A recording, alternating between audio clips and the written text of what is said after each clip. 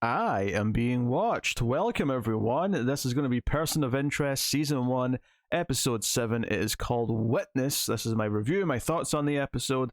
And it's a pretty big episode, actually. Probably the biggest, I won't say lore episode, because it's not delving into the lore of the machine or that stuff, but it's the, in terms of world building and establishing yet another character in this episode who's going to return. Although this time it might not be a character who's necessarily going to be helping in the future.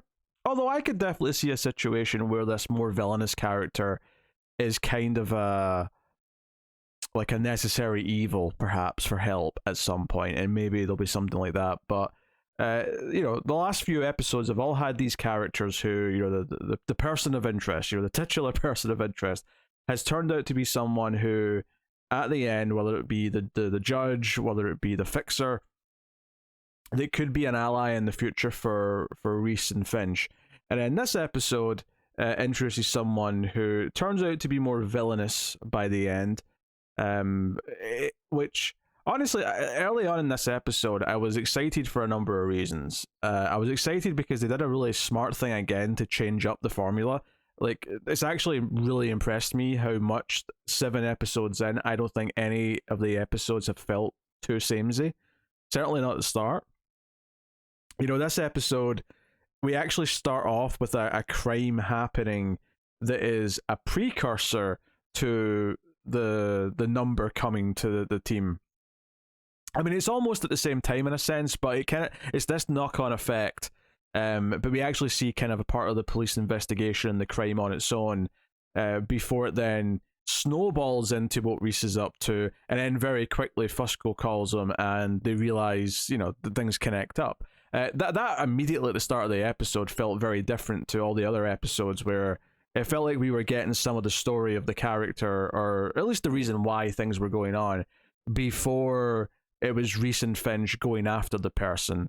I mean, yeah, obviously there's been the little snippets of dialogue recordings, or maybe the tease of the security footage hitting someone. But this went beyond that. Yes, there's a security footage of the murder in the store right at the start, but you actually get scenes with Carter and Fusco at the crime scene talking about the fact that there's a witness, and that witness ends up being the person that Reese is now looking into. It actually sets up the person of interest before our main characters get to it, and immediately that made it feel different. It made it feel kind of exciting to sort of see these things all click together, and even the idea that Fusco would choose to call Reese for help. The idea that, hey, he might be able to help with this. Is this guy in trouble because he's a witness and the Russian mob are going to go after him? So he makes this choice to call Reese, and it seems like a relatively, noble might be a strong word, but it does feel like, he wants to find the guy as a cop to protect them because he's, they need him for the case, but also because he will definitely be killed by the mob. So that was all good stuff at the start, but even beyond that, I was excited just from the sort of the action setup of the episode, which is quite quickly when Reese goes to protect them because the Russian mob are showing up. They end up, after a bit of an escape, they go into this rival gang like building. There's like an apartment building that is used primarily by, I think it was the Bulgarian drug trade, and the Russians won't dare go in there.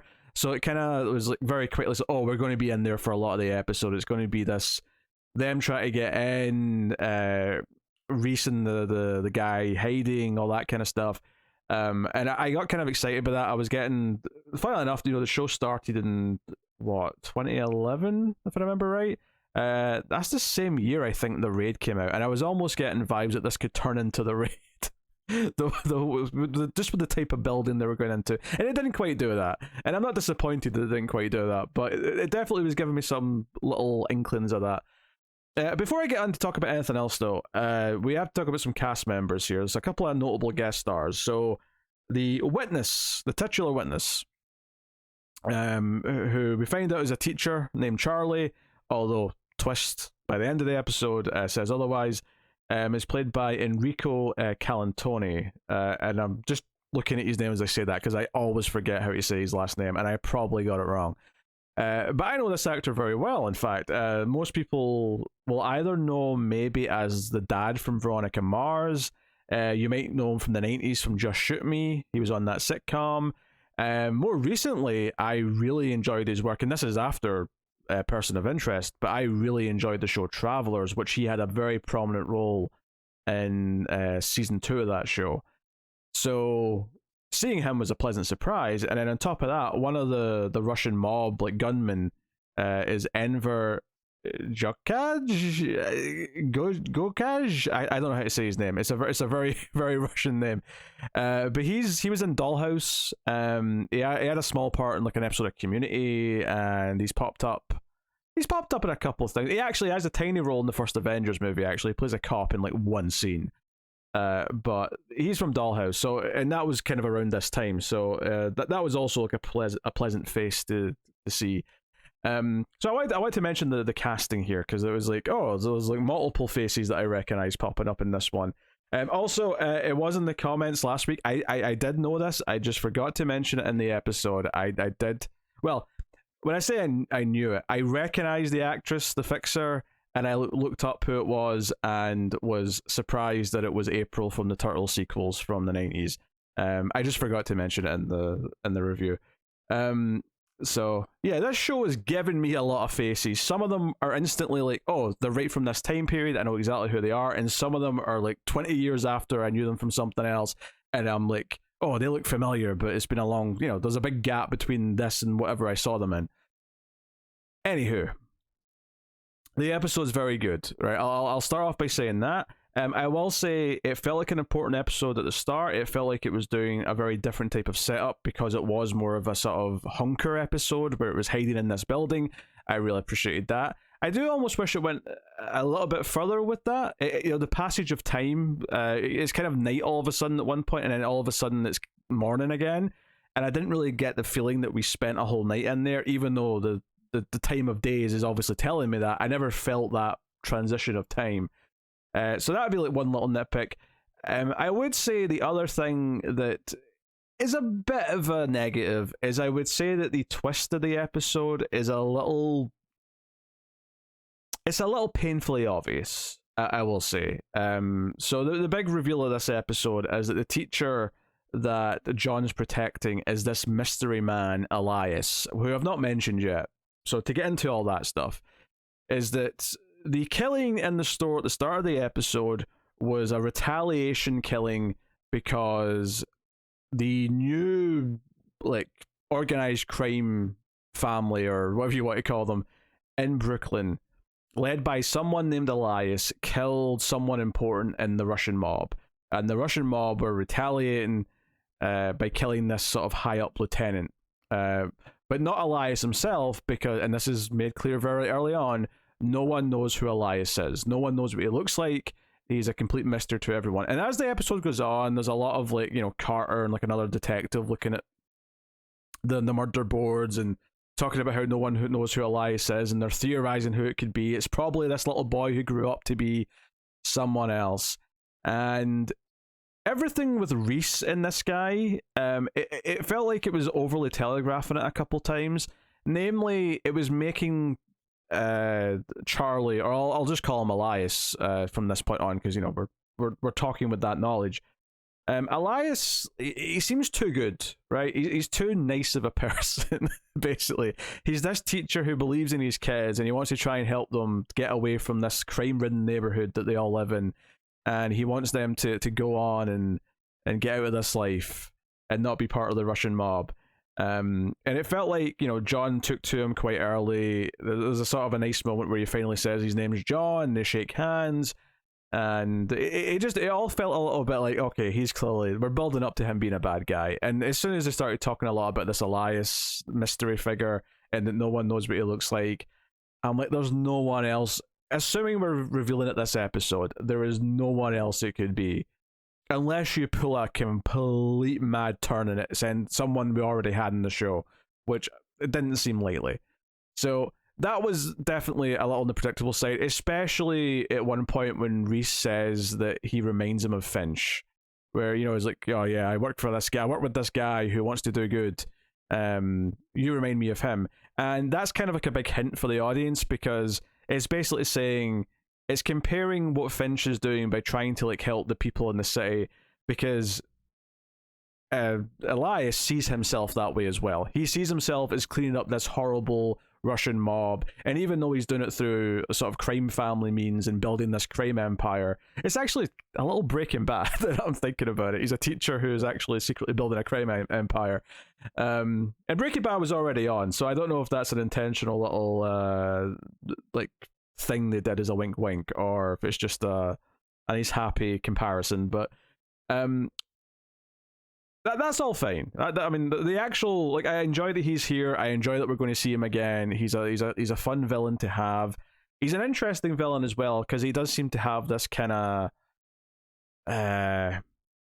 slight sense of honor to how he's doing things. But he is still offing Russian mobsters. He's still doing all this stuff. You know, he doesn't kill John at the end of the episode, but he does say that, you know, if you ever like cross my path, I might have to.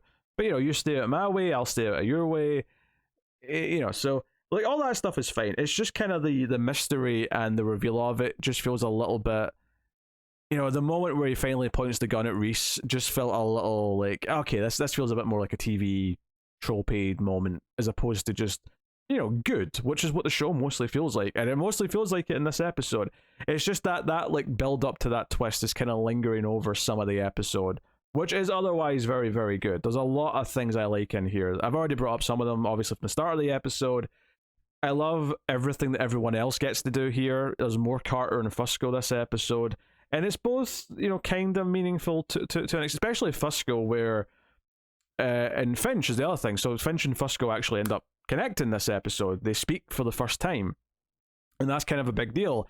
And also, why it happens is a big deal, because... It's actually quite simple. Reese's phone just gets damaged, and he can't talk to Finch anymore. So they end up hiding in the building. But Finch starts like getting worried because he's like he can't talk to Reese. So he basically makes a kind of a desperate play and decides to get himself more involved by directly calling Fusco. And this is something that I suspect will become more common. It wouldn't surprise me if like we get to a point where he's just calling Carter as well. But he's calling Fusco and sort of having to deal with him directly because he can't get eyes or ears on Reese. And I thought that desperation felt quite nice. It felt like he was having to like get... Like, even though we've seen him get involved, and I've commented every episode about how involved he's been getting in some of the plots, and it's more than I ever would have expected, at least this quickly. This felt more direct because he's actually talking to some of Reese's contacts, and some of the middleman elements are kind of like fading away a little bit. And now, you know, Fusco knows who he is, even knows what he looks like, because Finch comes and talks to him in person in the street, and then again later in the episode. And it's also a nice little moment because Finch thinks that Fusco betrays them at one point, because there's the second group of bad guys that seem to be hunting the teacher, who they think works for Elias. Obviously, the twist is that they do work for Elias, but the teacher is Elias. They're there to pick him up and, you know, take him away and protect them effectively. You know, Finch thinks that Fusco's leaked information, and Fusco's reaction is quite genuine, and he's like, "You think I did this?" He's quite offended, even though you can understand why he'd have those suspicions. Obviously, Finch ultimately apologizes for that because Fusco gets knocked out by the bad guys. And that was the other thing as well. And to be fair, they don't like have this hanging for too long. But there's this like uniformed cop with a scar on his face. In fact, he's literally credited as Scarface on IMDb. As soon as like there was a second moment of the teacher of Elias saying, "Oh no, I can't go to the cops to testify because you know, you don't know which cops are going to be working for the bad guys." And because we get a second scene where we see this uniformed cop with a scar on his face, I'm like, okay, you're obviously a bad guy. Now it turns out he's working for Elias and not the Russian mob. But it was like, but to be fair, as soon as I had that thought, it was like maybe 2 scenes later that it actually revealed that and said, no, look, he's being shady, he's getting into a car with people. Finch has, you know, went and done some magic stuff with a ATM machine to get access to the camera, and he's seeing this stuff. And that's all, you know, that's all fine. So no, I really enjoyed how it included all the characters, and I liked how they're all involved in effectively the A plot this episode. Because typically, like Carter investigating something, most episodes tends to be something that's related, but it's kind of an offshoot. Last episode it was looking into this murder that was separate. It's tied to the overall plot, but it had nothing to do with what Reese was doing last episode. Here, she and Fusco are both looking in and actively getting involved in this case, to the point where when Finch is no, it's not the ATM bit, is it? No, it might be. Where he's just done his thing at the ATM, and then he walks away, and like you see the car with Fusco and Carter arriving, like right after. Like they're a lot more intertwined this episode, and that's quite exciting. As for like all of the stuff once they're hiding in the building, the Reese gets to have some like dry one-liners as he's stealing medical supplies from some junkies and drug dealers, so he can patch up a bullet wound that Elias got in his shoulder, which he does. I think the interaction where they're hiding from the Russian mob when they have, because eventually they're not very happy that this guy's stolen stuff from their pharmacy, effectively. So the gang in here ends up letting the Russians in to go hunting for him, because they're like, come in and get him. We don't want him. So they are looking for him and they're hiding, and it ends up being one of Elias's students who hides them in there, because they make it very clear, and it's and I think this is actually really well done throughout the episode. Is that he talks about being a teacher, he talks about having these students, some of whom he like convinces to go to college and they get out of the gang life, some of them they don't, and they end up here, shooting people just like these bad guys are. And he talks about his students a few times throughout the episode. So when we run into one of them, it doesn't feel ridiculous. Like, he makes it very clear, no, this is my neighborhood, my school's in this neighborhood, this is where all this stuff goes down. And this kid, like, he's reading his book for homework, even though he's not great at showing up for class. He hides his teacher and this stranger without really asking much questions, even when it's clear that one of them's carrying a gun and one of them's injured. He just kind of does this for him because he likes him as a teacher. And it's a really interesting thing in hindsight once you've seen the rest of the episode and you think back to it, because you're thinking, okay, it's shown us that on some level, you could argue that maybe all he's doing is trying to like weaken the ranks of his rival, because he's working against the Russian mob and he's convincing their kids to not like become part of their organization. He rubs it in, dude from Dollhouse's face later on. He says, your kids hate you almost as much as I do. And it's very clear this was also a tactical thing. It's like, oh, you can learn a lot about people from their kids, and that's partly why he's been a teacher, and that's been his thing for the last few years. But it does kind of feel like they're back and forth here. The way this kid's willing to sort of stick his neck out for him, the way that he talks back to the kid, it does feel like there is some genuine, it's a genuine attempt at being a guardian, of being like someone who is teaching them, not just in the literal school teacher sense, but in, trying to steer them in life in some way. It doesn't feel like he's just being malicious about it. And I think that's interesting, because it does paint this villain who is not just completely 100% evil, mustache twirling. He's someone who has revenge, he has a vendetta, he does have goals, and he's willing to kill people to achieve those goals, but maybe there is like some sense of, like there is something that can be appealed to perhaps, and something that might also be very relevant one day if we're ever having to try and convince him to help with something. He inherently is not, because in a sense, Reese could argue one day that, he owes him one for saving his life, if he wanted to go down that route, and it wouldn't surprise me. I think it's very interesting that after a few episodes, we've had now 3 in a row that have all focused on characters who I think might return. In fact, this one I would say is definitely going to return. I don't think there's any chance we don't see Elias again. The last 2 I think are up in the air. I think they're both possible. It wouldn't surprise me that much if neither do, but it wouldn't surprise me if both do at some point. So I think that's a really interesting dynamic here. And once again, we have this slow kind of unraveling where more people, more big players in the city are becoming aware that John exists, that he's out here doing something.